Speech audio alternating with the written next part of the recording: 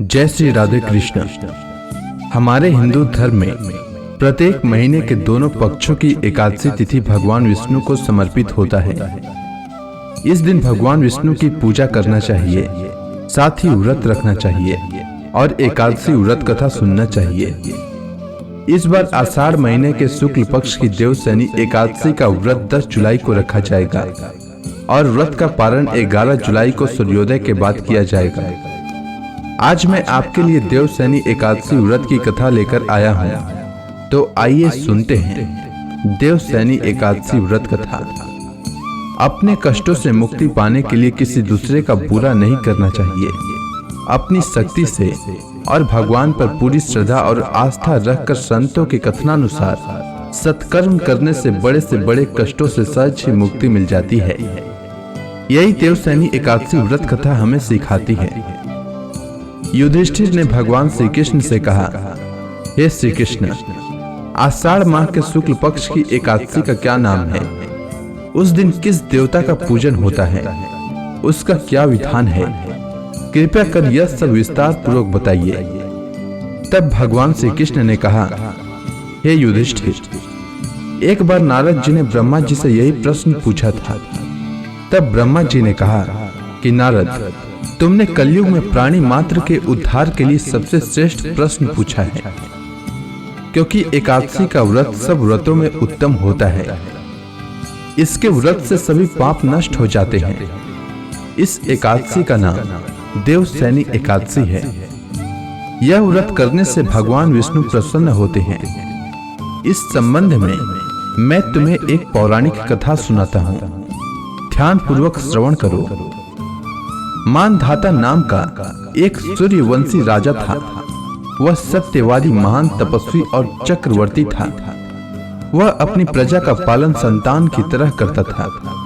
उसकी सारी प्रजा धन धान्य से परिपूर्ण थी और सुखपूर्वक जीवन यापन कर रही थी।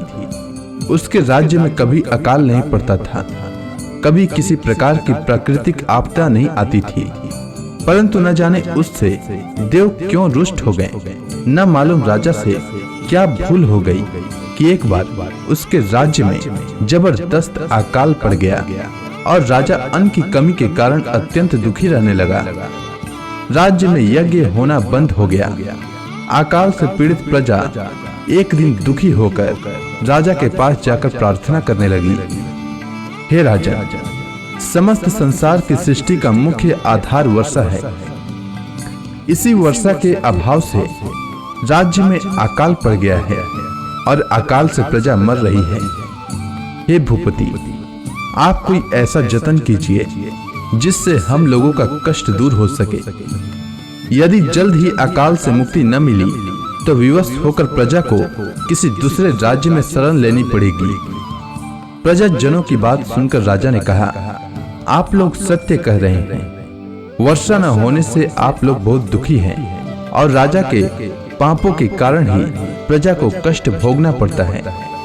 मैं बहुत सोच विचार कर रहा हूँ, फिर भी मुझे अपना कोई दोष दिखलाई नहीं दे रहा है।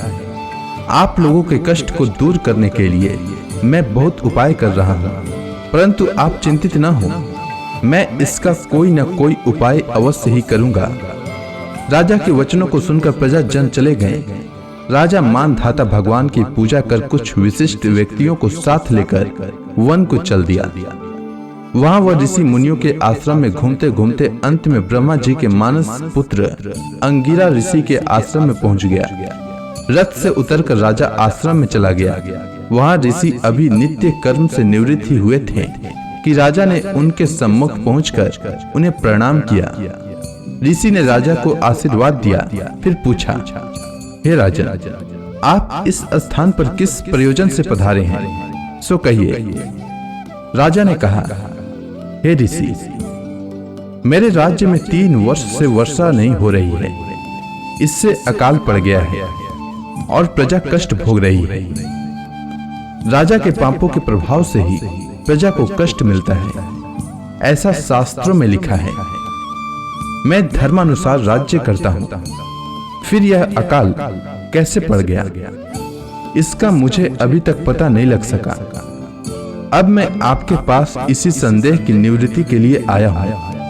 आप कृपा कर मेरी इस समस्या का निवारण कर मेरी प्रजा के कष्ट को दूर करने के लिए कोई उपाय बतलाइए।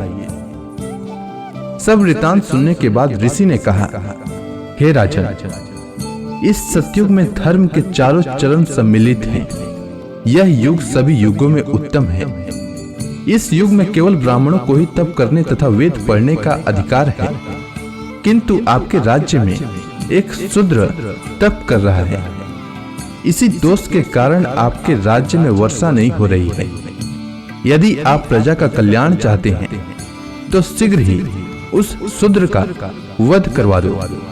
जब तक आप यह कार्य नहीं कर लेते तब तक आपका राज्य अकाल की पीड़ा से कभी मुक्त नहीं हो सकता। ऋषि के वचन सुन राजा ने कहा, हे मुनि श्रेष्ठ, मैं उस निरपराध तप करने वाले शूद्र को नहीं मार सकता। किसी निर्दोष मनुष्य की हत्या करना मेरे नियमों के विरुद्ध है और मेरी आत्मा इसे किसी भी स्थिति में स्वीकार नहीं करेगी। आप इस दोष से मुक्ति का कोई दूसरा उपाय बतलाइए। राजा को विचलित जान ऋषि ने कहा, हे राजन, यदि आप ऐसा ही चाहते हो तो आषाढ़ माह के शुक्ल पक्ष की देवसैनी नाम की एकादशी का विधान पूर्वक व्रत करो।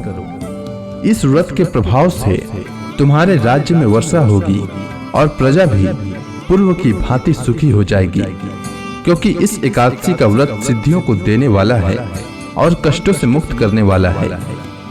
ऋषि के इन वचनों को सुनकर राजा अपने नगर वापस आ गया और विधान पूर्वक देवसैनी एकादशी का व्रत किया।